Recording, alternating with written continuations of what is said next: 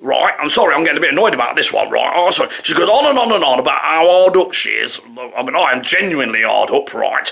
And then she was getting in this bloody brand new 4x4.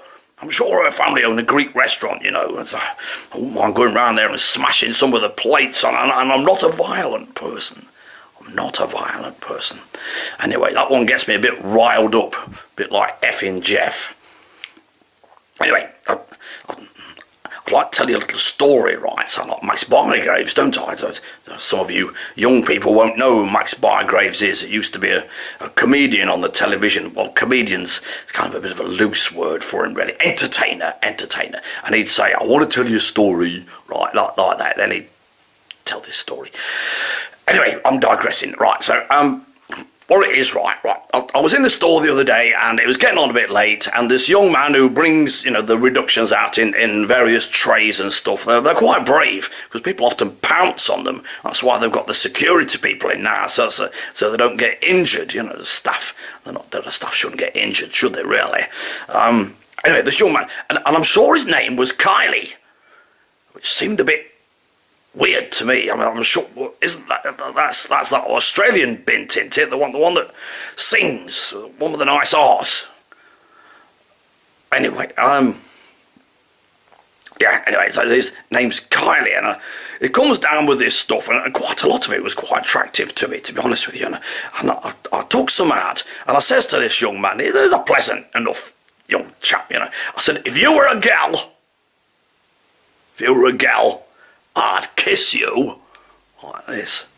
And he stands back and he says, you can't say that to me, sir. I said, what? I says, that you're going to kiss me? That I'd have to get security. They're obsessed with bloody security in these supermarkets, you know. I said, I didn't mean I'd actually kiss you. I'm not a bender like this. And he looks at me, and then he kind of shakes his head and walks away.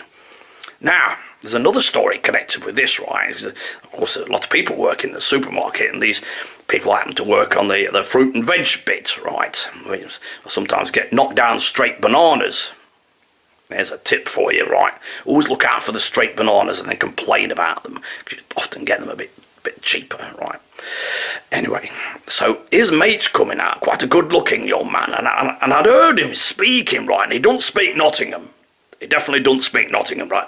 And I heard him talking in this like foreign accent, and I said, "Excuse me." I said, "I know it's none of my business, really, but I'm, you know, just having a chat." Are you an eye tie? He says, "I beg your pardon." I said, "Are you? I'm sorry. I mean, in Italian.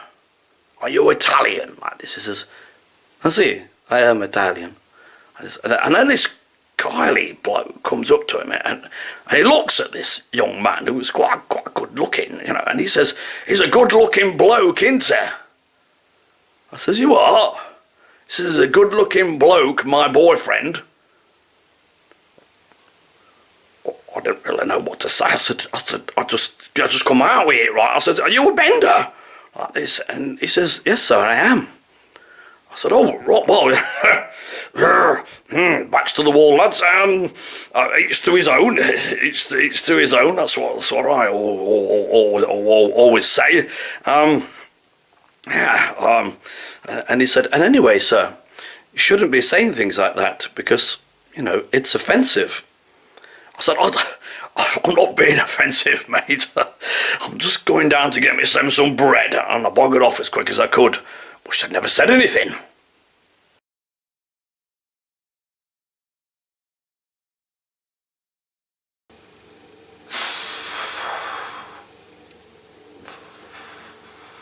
Oh, excuse me, I'm just sitting on the bog at the minute, right? Got a bit of constipation, right? So just bear with me, so I have to take every opportunity that I can. Right. Anyway, who else can I think of? Oh yes, Minnie Mouse, right? Minnie Mouse. She's another little one. Woman in her 50s, I'd imagine, like that. Got a squeaky little voice that gets on your nerves quite a lot. Squeaky little voice. You can't always tell what she's saying because she talks so fast, right? right? But and the only thing I can recognise what she says is when she sees me. So again, she seems to, people seem to take a shine to me for some reason. I don't know. I draw all the nutters. Oh, just a minute. No. Right. Yeah. She goes, "You okay?" Like this. God, I won't lie to live with her. She seems a pleasant enough woman, I suppose, but she just goes on and on and on. You think you've got like a serious, ear problem when she rattles on, and she only seems to be after one thing, right, on the productions. Cream cakes, right? She's obsessed with cream cakes, and it don't matter what sort they are, as long as they've got cream in. But once she told me she liked these with pink icing on the top. What difference that makes, I don't know. But she's always there, waiting for the cream cakes. If any comes out, she gets quite excited if they do, and she'll snaffle them. But also, she wants them at the lowest prices, right? And I'll tell you something, right? She gets, sorry, just one sec. No, false alarm, right? She gets really quite annoyed, right? If she goes away for a few minutes because there's not much on the shelves, because you do have that when you're doing your reductions, you get really, there's spaces where there's hardly anything, where they're sorting them all out around the back. And if she goes away, right, and comes back and there's been some reductions there, sometimes, right, I sometimes like to tease her, right, and tell her that, oh, Minnie, I call her. She doesn't realise why I call her Minnie. She just thinks I've forgotten her name or something. Right. Minnie, there was loads of really cheap cream cakes you just missed out, and some trifles like that. So trifles like how can I describe it? Her second best, right? So you get a trifle for next to nothing. She's reasonably happy. And then she'll go,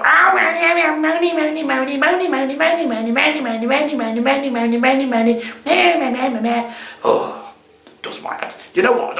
I'm actually pleased, right, that I live on my own, right? There's nobody else in the house apart from the cat, and he's not much bother, right? Apart from being sick when I give him various things to eat, right? And sometimes has a little whistle in the corner, which I don't really like. I try to dissuade him from doing that, right? And he's never had a plop in the house. Never had a plop, which I'm quite pleased about, really. All right. Anyway, speaking of which, I'm going to leave these reduction people for today, right? Because I think I'm going to be at least another half hour on this toilet, and I'm sure you don't want to sit watching me, on the bog all the time. So it's a bit personal, isn't it, really? So I'll see you later, and tomorrow, right, I'll have done some more videos, and I'll think about, some of these reduction people that come in, and I hope I've entertained you today with these stories, right? So, yeah, ta-ra for now, and I'll see you in a bit. Oh, bloody hell, right, hang on, sorry, you're not watching me go to the toilet, right?